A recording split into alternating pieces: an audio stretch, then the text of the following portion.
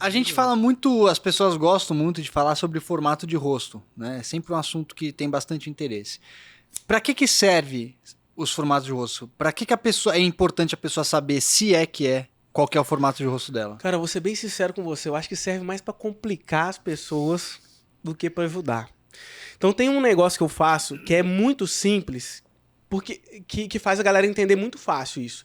Tipo assim, primeiro, não existe uma forma geométrica exata na natureza e não vai existir no rosto. Então não existe um rosto extremamente quadrado, não existe um rosto extremamente redondo. Não existe uma forma exata no rosto. Então isso complica. Porque às vezes um rosto tem mais ângulo de um lado, menos do outro, e a pessoa nunca vai identificar um formato de rosto quando ela olha de forma subjetiva. Ou seja, eu tenho que encontrar uma forma muito bem definida aqui. Então, primeiro passo, a gente tem que olhar para encontrar a forma do rosto no espelho. A gente não pode olhar para uma pessoa de frente e tentar encontrar, porque a gente está vendo uma imagem tridimensional. Eu preciso olhar no espelho e ver uma imagem bidimensional ali. Então, vou ver uma imagem plana. Beleza, na hora que você olha no espelho, você não pode ficar muito de cima para baixo, nem de baixo para cima, mas olha o mais próximo possível desse rosto. Como que ele é? Ele é mais para fora? Ele é mais para fora ou ele é mais para dentro? Primeiro, só analisa isso. Pô, ele é mais assim ou ele é mais assim? Isso aí já te define uma coisa. Ou você pode fazer assim, ou ele é mais assim também. Ele é mais reto, tá. Ele é mais pra fora, ou ele é mais pra dentro. Pra quem não tá vendo, então você tá falando se a parte de cima é mais aberta, mais larga do que a parte de baixo, ou se a parte de baixo é mais larga do que a parte de cima. Ou se é tipo uma linha reta. Exato. Pensa nisso, pra quem só tá escutando a gente. Pode fazer com as mãos, assim, um formato na frente do cliente pra identificar. Né? É mais ascendente, é mais descendente, ou é mais reto? Tá bom. Vai por eliminação. É sempre mais fácil você escolher alguma coisa por eliminação. Pô, então não é descendente. Tá entre reto e ascendente. Tá. Peraí, entre reto e ascendente, qual que é menos? É menos reto ou é menos ascendente? É menos ascendente.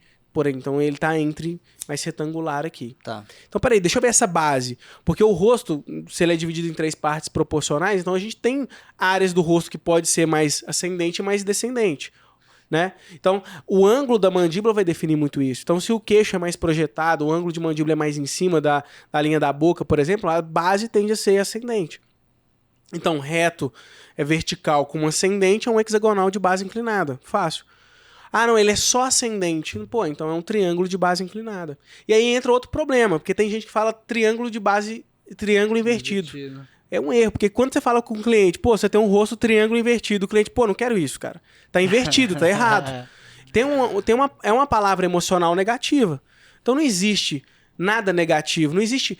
Quanto mais a gente busca conhecimento, quanto mais a gente entende de moda, mais a gente sabe que não existe muito um certo e errado. Né? O certo e errado ele vai vir a partir de um estudo da personalidade do cliente. Com exceção do rosto reto. Que aí é certo e errado. Mas é um... Como assim? Seria errado, pelo menos em termos de beleza, você ter um rosto convexo. Sim, não. Aí entra, né, a parada da estética. Sim. Então a regra é, sempre quando oferece um problema estético, a gente equilibra. Porque a falta de saúde entrega algo que é feio. Então, o errado seria não equilibrar alguma coisa que esteticamente demonstra não funcionalidade. Exato. Aí entra como regra. No resto, não é regra, né? Então, todos os formatos de rosto podem entregar beleza. Então, por exemplo, se você analisar a maior parte de filmes que tem vilão, por exemplo, a gente já viu Bastardos Inglórios? Já. Tem um filme que você me falou, Rafa, qual que é que aquele cara do Bastardos Inglórios fez também? Você lembra do título do filme?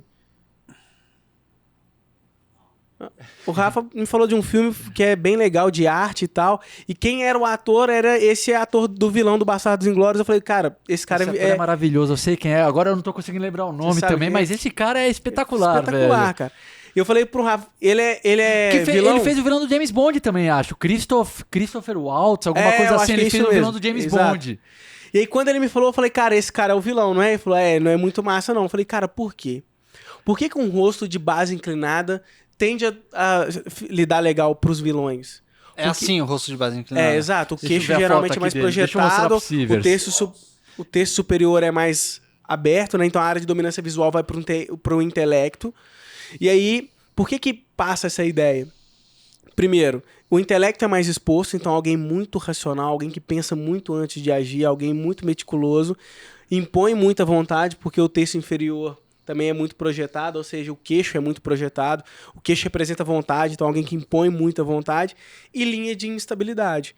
Então a gente tem uma linha de ascendência, ou seja, alguém que não está pensando muito na segurança, muito na estabilidade, mas em novidade, em criatividade, em algo novo. Só que isso também imprime uma certa desconfiança, uma certa instabilidade. Nossa, eu vou, desculpa te pausar, mas você pode repetir a parte da linha da instabilidade? Que é muita informação vindo, que eu tô tentando computar tudo. Achei muito interessante. A linha da instabilidade, o que é exatamente? É porque, assim, como que a gente vai definir uma comunicação visual? Né? Primeiro a gente tem que fazer a leitura da imagem do cliente. Então a gente trabalha a imagem como uma linguagem. Né? Então se a gente fosse fazer uma logo de uma empresa, por exemplo, a gente tem como intenção, e aí o dono dessa empresa tem como intenção falar que os valores da empresa é muita energia, é inovação, é algo inovador, é algo para cima, é liderança. Quais linhas iam representar isso muito bem? Se a gente fosse pegar uma marca, por exemplo, a Volts, que é de moto elétrica, como que é? Linhas ascendentes. Né? Então, linhas ascendentes vai dar essa ideia de energia, de dinamismo, de criatividade, mas também de instabilidade. Então, a gente tem que fazer essa leitura da imagem do cliente para ver o que transmite e se isso tem a ver. A estabilidade em oposição seria que tipo de linha? Uma base? Estabilidade? Por exemplo, o que transmite muita segurança, muita estabilidade, muito conservadorismo. O conservadorismo imprime confiança, não imprime? Linha horizontal. Uma linha horizontal é uma linha de peso, é uma linha de estabilidade, é uma linha de conservadorismo, né? Então você precisaria ter um rosto reto nesse sentido. É uma possibilidade de equilíbrio. Então, descendente. Assim. É tipo os atores que fazem o Super-Homem. Todos eles têm aquela cara de, tipo, seriedade quadrada, velho. Exato. Que imprime mais confiança.